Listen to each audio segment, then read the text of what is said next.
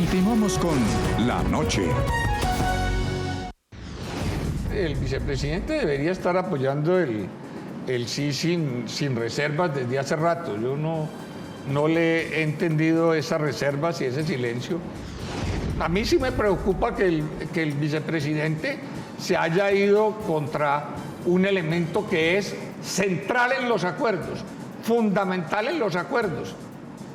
Queremos que dejen las armas y después la justicia transicional es la parte más importante del acuerdo.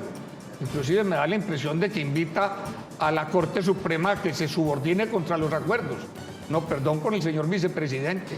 Eso va más allá de lo que él debe hacer como funcionario público, porque está impulsando a una institución como la Corte Suprema a decirle sublévese contra los acuerdos. A mí me parece irresponsable.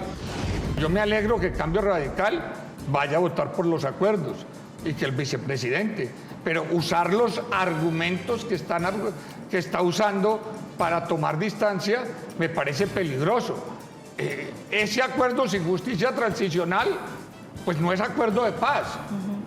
Sencillamente deja de existir. Entonces, pues, y efectivamente está usando los argumentos de quienes van a votar en contra del acuerdo. O sea, es imposible con las ideas que tiene el vicepresidente en la cabeza hacer la paz. No, si no hubiéramos acogido a esas ideas, pues no estaríamos votando ningún plebiscito. Con esas ideas se derrumba la paz. Es el tribunal, la justicia transicional para todos, lo que le da viabilidad al acuerdo. Tratar de eliminarle, decir no, que sea la Corte Suprema, ¿cómo así? O sea, ¿cómo así? No, eso no es así. Y pues yo no veo cómo un funcionario de la importancia del vicepresidente invita a la Corte Suprema a que se subleve. No lo entiendo, no lo entiendo. El expresidente César Gaviria, que como le digo, todo el tiempo verbalmente está haciendo campaña por el sí y es muy fuerte con quienes pues, manifiestan reparos o quieren hacer campaña por el no, dijo que usted como vicepresidente no podía llamar o queda muy mal que llamara a la Corte Suprema de Justicia como una especie de sublevación. Bueno, es que sí, pero yo como digo todo lo que pienso, me ha extrañado también el prudente silencio que ha guardado la Corte Suprema a este respecto. Porque además es una invitación más que una provocación a que se expresen. Ahora que tenemos de por medio, y se lo digo por quinta vez, todas estas observaciones es para que en la reglamentación que se ha de expedir tomemos los correctivos que den mayor tranquilidad a quienes tenemos estas preocupaciones. Pero mire, esa actitud del expresidente Gaviria es lo que ojalá no se repita. Hay que tener tolerancia, aún los que estamos votando por el sí, porque creemos que el balance le es muy favorable a este país. No podemos ser estigmatizados de esta manera. Yo hago un llamado a la cordura. Si ese es el fuego amigo, ¿cómo será el enemigo? Bueno, y además porque no solamente se trata de la Jurisdicción Especial para la Paz, también en la justicia ordinaria hay también unos mecanismos. Por ejemplo, ¿usted cómo considera va a aportar o no a la paz en el futuro esa unidad que ha sido llamada una unidad especial para combatir a los sucesores del paramilitarismo dentro de la Fiscalía General de la Nación? Sí, escuché al fiscal general esa preocupación.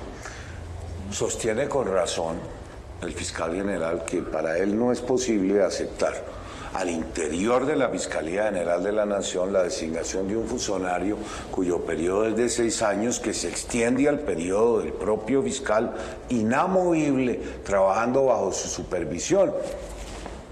Con cuerpo técnico y policía judicial bajo su mandato de funcionamiento. Sí, pero si bien depende jerárquicamente del fiscal, pues en la práctica no.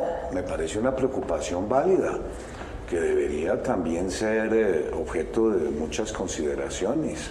Yo también se lo escuché al fiscal general, porque entonces se pierde la línea jerárquica en la fiscalía. Uno no puede tener subalternos al frente de responsabilidades tan delicadas como los van a ser los de esa unidad, con una persona plenamente autónoma, es como si se estuviera eligiendo otro fiscal.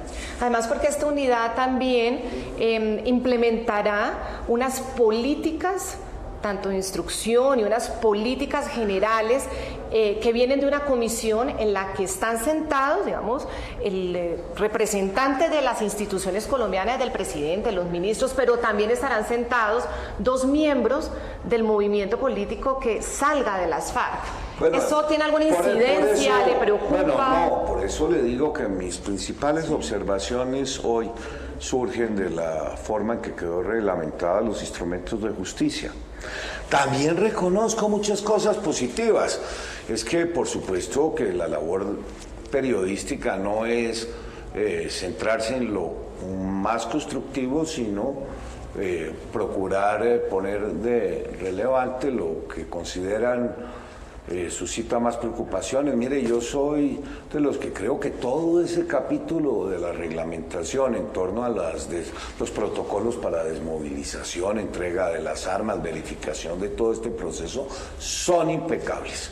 Se ve la mano de grandes expertos en las fuerzas militares en cuanto a su reglamentación, y eso nos da mucha tranquilidad de que no vaya a haber trampas en el proceso. Muy positivo, por supuesto. Yo soy de los que reconozco que a una organización como estas pues hay que garantizarle una representación, y no me parece en absoluto preocupante que vayan a tener 5 curules en cada una de las cámaras. Es apenas entendible.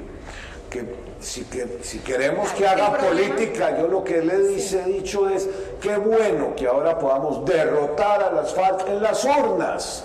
Qué bueno que así vaya a ser. Pero bueno, en esas circunscripciones especiales para las FARC, por ejemplo, Cambio Radical no va a poderle competir, ni sí ningún otro partido político. Si bien esas reglamentaciones difusas como Cambio Radical o como partido político, no. Pero estaremos muy atentos a que se promuevan organizaciones sociales que sí les vayan a disputar esas curules. Ni más faltaba que se las fuéramos a escriturar. Podemos proclamar que termina la guerra con las armas y comienza el debate de las ideas. Debatir con las ideas silenciando los fusiles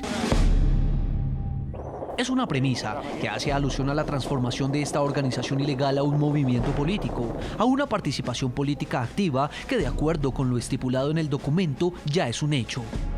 En la página 64 del Acuerdo Final de Paz con las FARC, se definió que en el año 2018 los integrantes de las FARC podrán participar en elecciones para el Congreso y se les garantizará un mínimo de 5 curules en el Senado y 5 en la Cámara de Representantes. Los antiguos miembros de las FARC, ya sin armas, podrán acceder a la vida política del país en democracia. Deberán, como cualquier otra organización partidista, convencer con propuestas y argumentos a los ciudadanos para ser elegidos. Lo polémico de lo acordado en este aspecto es que si las FARC no logran mediante votos conseguir las 10 curules, en todo caso les serán asignadas sin cumplir el umbral electoral por 2 periodos. Es decir, tienen garantizados 10 asientos en el Congreso. Contrario a lo que hace un año el presidente Juan Manuel Santos explicó en entrevista con la directora de Noticias RCN y el programa La Noche, Claudia Gurizati. Por el hecho de firmar la paz, las FARC van a tener una curul gratis en el Congreso.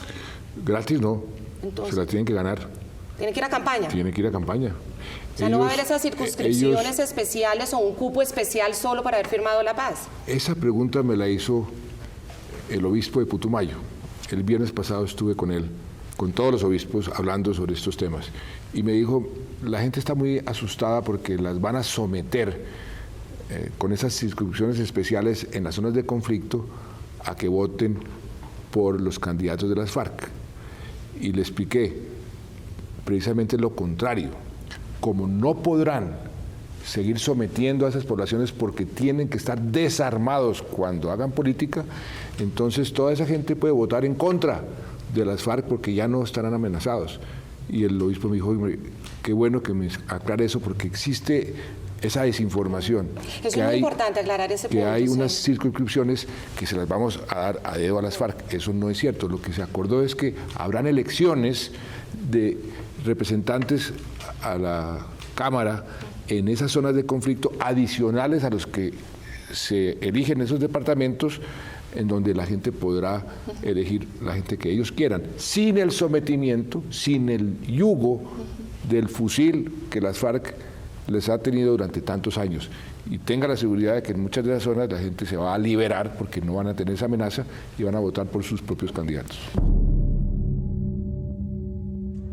Pero la participación política de las FARC no será hasta el 2018, año de elecciones legislativas. Antes tendrán representación en el Congreso. Una vez termine el proceso de entrega de armas, se nombrarán 6 voceros, 3 en la Cámara de Representantes y 3 en el Senado de la República, que participarán en los proyectos de implementación de los acuerdos.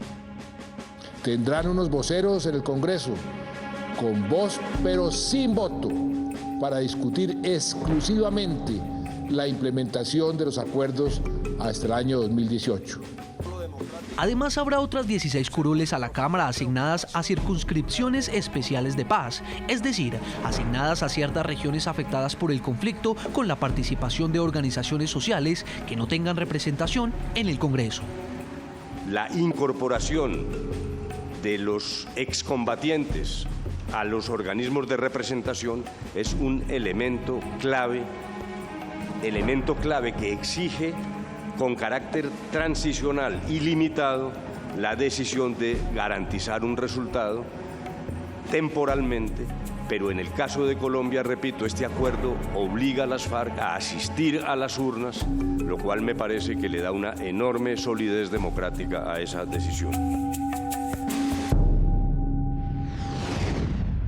Bueno, están las 16 zonas especiales donde habrá la circunscripción especial que se supone que son para esas organizaciones, pero las otras 10 solo competirán entre ellos, entre los que ellos designen de las FARC, ¿no?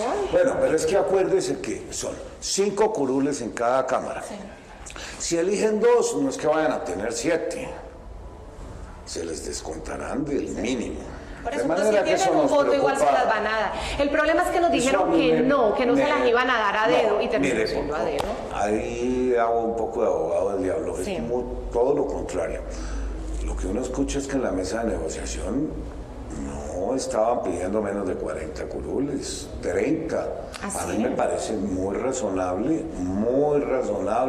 el número mínimo de curules que se les ha dado como una representación transitoria, de todas maneras. Mire, vicepresidente. Mucho más tuvo el M-19 y sin duda, cuando se desmovilizaron otras organizaciones, tuvieron también un número fijo de representación en el Congreso.